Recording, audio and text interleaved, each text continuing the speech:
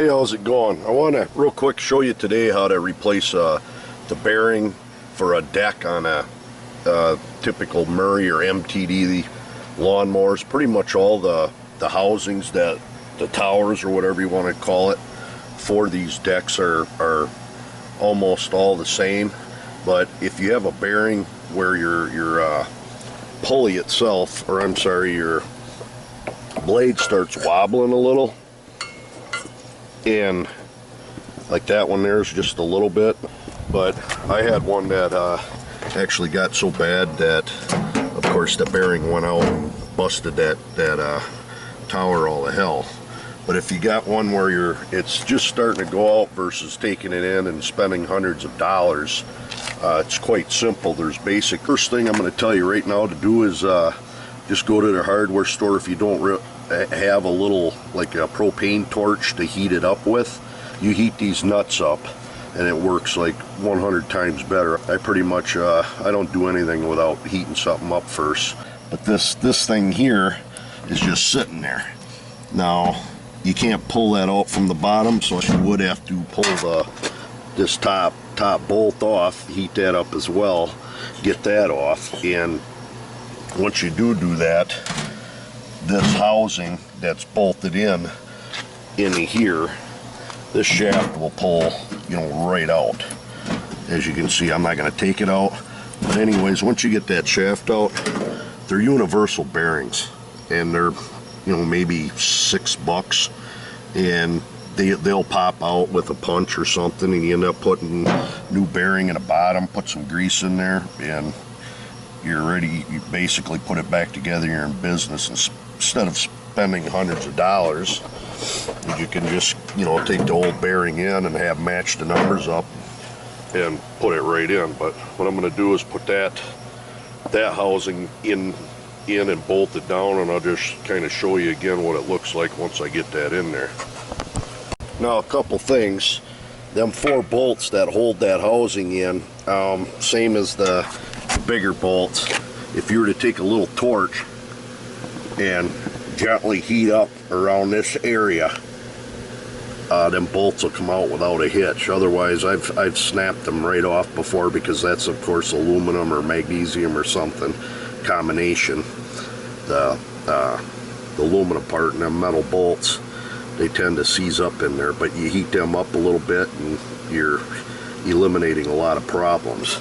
Now, as far as that pulley that goes on top, of course you have your nut on top of it, but this pulley right here, you can see that this little piece sets in there. It only sets in kind of pretty much one way, and it'll lock in.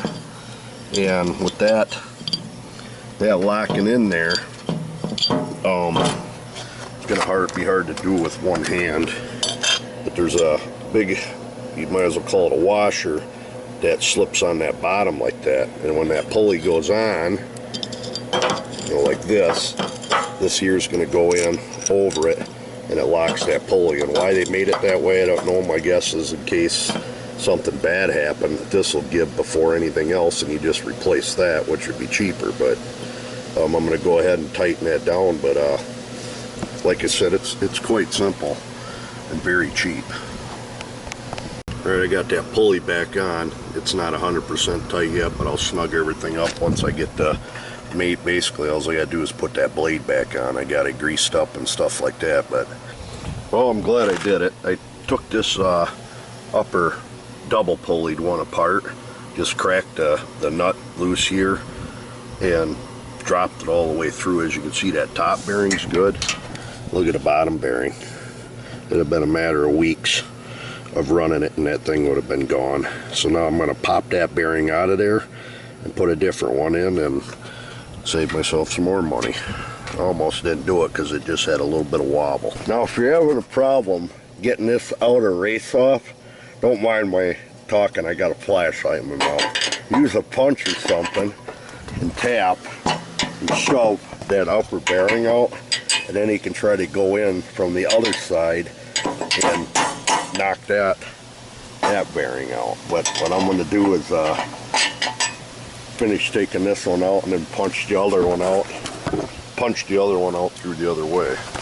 Sometimes these outer races, which if you can see down in there, them are, once the bearings go out, they heat up and they stick like crazy. But good way to get it out is use like a punch, or you can use you know, a chisel.